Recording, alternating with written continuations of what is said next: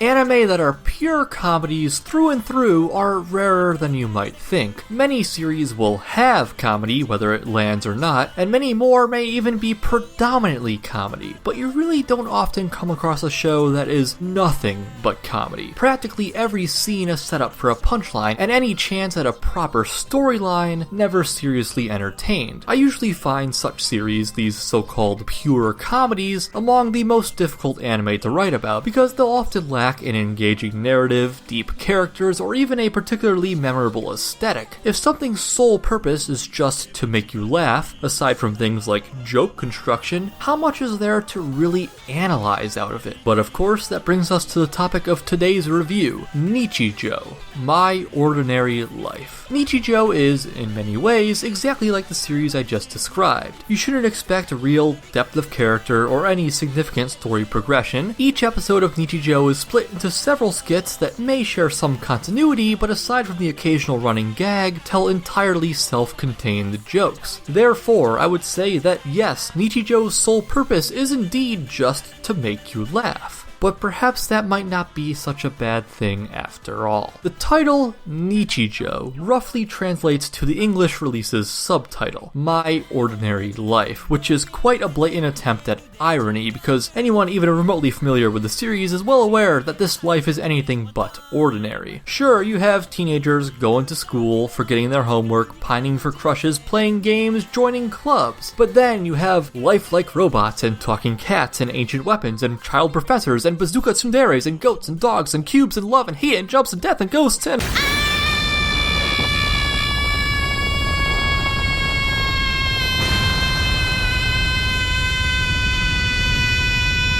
To grossly simplify things, the major jokes of Nichijou come in one of two forms, either presenting an absurd situation or absurdly overreacting to a normal situation. The first is hopefully fairly self-explanatory. Look at this, it is unusual and therefore humorous, being the train of thought. These odd situations will often come out of nowhere with little rhyme or reason before you could even hope to expect them. That's a very particular brand of comedy, absurdist comedy, that in all fairness isn't everyone's cup of tea. If you don't find a principal wrestling a deer funny for the sake of it, then Nichijou might not be for you. But if, like myself, you find that hilarious, then there's a good chance you'll like the rest too. In the case of the latter circumstance, absurdly overreacting to a normal situation, often the joke is not so much in the situation or the punchline, but in how characters react to it. And the key is the element of surprise and timing. The usual setup goes something like this. A character is met with an everyday situation that they find unfavorable, like losing their wallet at an amusement park or being confused by a restaurant's menu. The afflicted character will then display a reaction, and the show plays around with a wide spectrum of these reactions, utilizing them as appropriate for both the character and scene. Sometimes it's a shouting fit, sometimes a dropped jaw, sometimes a blank, distant expression. What makes a mere reaction pay off into an actual punchline is chiefly the presentation. Nichijou goes all in on everything it does. All of these reactions are taken to either an artistically absurd or outright absurd degree. When I say artistically absurd, I mean that, say, when a character screams in pain, they won't just scream. Their screams will be represented as a laser shooting up into the sky, piercing the atmosphere, and impacting every planet in the solar system. On the other hand, when I say outright absurd, well, I mean exactly that. When a character's embarrassing manga drawings are about to be discovered, she won't just yelp and hide her eyes, blushing in embarrassment. She viciously and immediately attacks the would-be offender, sailing them into unconsciousness, leaping up to grab the manga pages, and taking out everyone else in the immediate vicinity for good measure. You know, that makes me realize that no matter what, to like Nichijou, you have to appreciate absurdity. When it's not the scenario that's absurd, it's the reactions, and if it's not the reactions, it's the scenario. This is not a series whose humor I would call low-key. Whether or not that is for you, one thing I do greatly welcome about Nichijou is how often it will let a punchline breathe or simply speak for itself. I've chronicled my own issues with anime's typical manzai comedy many times in the past, so I won't repeat myself at length, but Nichijou is blissfully divorced from those tired Japanese comedy tropes. There may be some straight man quips on the occasion, and even one entire skit that is predicated on subverting them, but just as often, the straight man response to the events at hand is no more than a stunned expression, rather than an annoying yell retorting everything that is odd about the situation and why you should find it funny. The series knows the power of restraint. It knows you can't deliver every beat of a joke or even every joke as if it's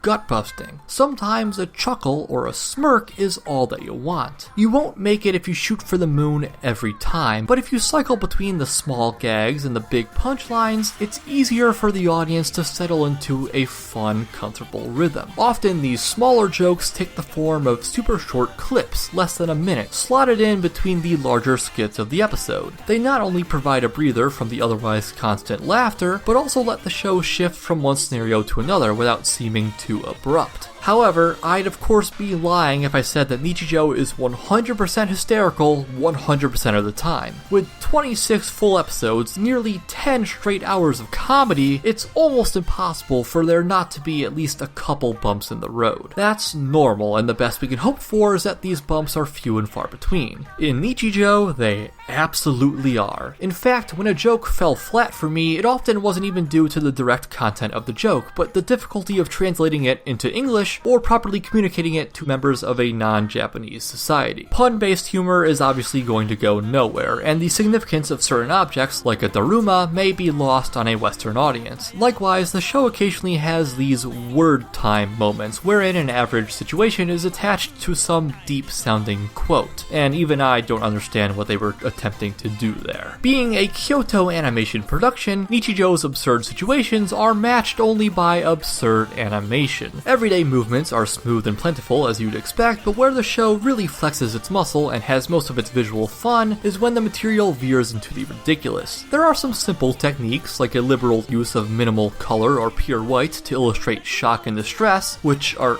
common emotions in Nichijou, but also a little more advanced ones like ultra-thick scratchy lines or occasional bizarre changes to color and motion design. And then of course the top of the line, crazy outrageous attacks and sprints and lasers and explosions, the likes of which you hardly ever see in an adaptation of what is just a gag manga. That is, unless you are also produced by Kyoto Animation. But even when things are relatively reserved and not really moving, the show can boast of a striking visual style. And no, I don't mean the lack of noses. The best way I can describe it is that Nichijou looks like a storybook. Usually, I don't love when a show intentionally looks flat and prefer more realistic three-dimensional expanses, but the bright and childlike aesthetic of Nichijou not only perfectly fits the material, but is a great extension on the original artwork of the manga. For that matter, even the shot composition is above average, which is exceptionally rare for comedy anime. Rather than my trying and failing to verbally explain it to you, pay closer attention to the video as I read this sentence to see a number of interesting shots that the show uses at one point or another, in a super successful attempt to distinguish itself from the typical genre schlock.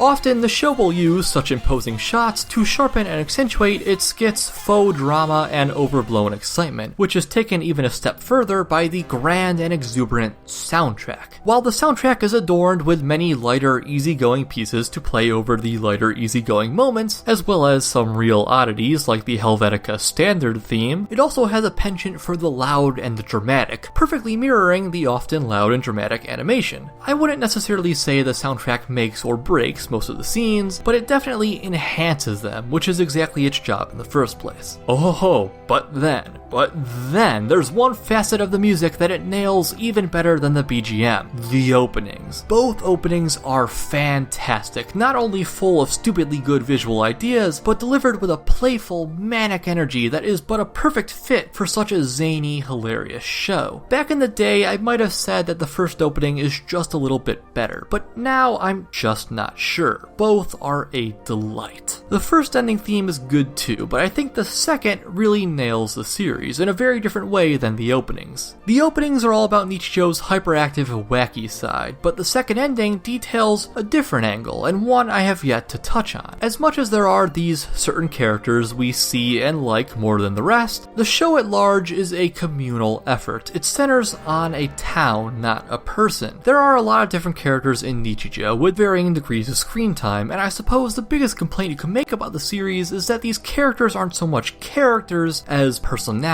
vehicles for jokes and punchlines more so than fully fleshed out people. But I think that's alright. I feel that while Sure, I couldn't hold up anyone in the show among my favorite characters of all time, they all feel at least well realized and consistent enough to be believable individuals. Honestly, I do believe that wanting a deep, resonant cast is asking the series to be something entirely different than it is. There may be chronological connections within and across episodes, but it's not trying to tell a single cohesive story. It's telling snippets of multiple stories, starting with isolated cliques and individuals that cross and mix into what is truly a living, breathing community. The show goes a long way in creating this image by knowing when not to tell a joke. It's rare, it's very rare, but every so often there are these heartwarming asides, real small moments of compassion or understanding that make you feel good and realize that despite it all, these people are all friends, or at least acquaintances. It's never a blatant focus of the show, except for maybe in the finale, but these tiny acts of camaraderie really ground and balance out the otherwise entirely insane attitude of the series. Rewatching the show for this review, I noticed they cohere the setting in some subtler ways too, incorporating innocuous background details that are easy to miss but tie everything into the same consistent world, like a poster for a club that appears later on, or the bedroom of a character that won't properly reveal herself for at least another 10 episodes. Before I wrap up, I'd like to call out one final aspect of the series, and one I don't usually devote an entire section to: the voice acting. For Funimation's recent Blu-ray release, they opted not to produce an English dub, and I feel this is the wisest decision they could have made. The Japanese casting for Nichijou is spot on. A boring principal has an equally boring drawl, a reserved and eccentric girl speaks with a floaty, distant air that amplifies her eccentricity, the school's resident pretty boy has the suave, booming voice that his stature and popularity would imply. It's all there. Every voice fits and fits well, even if one or two might first come off as a little odd, just by virtue of not neatly fitting into anime's generic voice tropes. And with that, it's time for the verdict. After taking everything into account on a scale from F to S, part of me went into this determined not to go above an A, because no matter how great Nichijou is, it's just a comedy,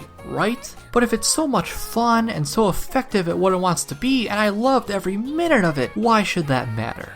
S. Nichijou is an S, and my favorite anime comedy of all time. As I mentioned, I can't guarantee everyone will find it hilarious, but speaking to my own experience, I certainly did. Unfortunately, there is currently no way to legally stream Nichijou. You may purchase the Blu-ray release from Funimation at a price which thankfully isn't outrageous, but if you want to watch it right now this minute, I'm afraid that, like Hyoka, you're on your own. If you were not aware, this is the third of 4 videos for my KyoAni Month this July, wherein I review 4 Kyoto animation series voted upon by you, the viewing public. Nichijou came in at number 2 with 56 votes, just one more than Hyoka. Stay tuned next week for the final winning review, whose victory I don't think will surprise anyone at all. And that'll do it. Thanks for watching, have a great day, leave any feedback in the comments, subscribe if you want more. And if there's anything you'd like to see reviewed, by all means tell me. Thanks again, and see you next time.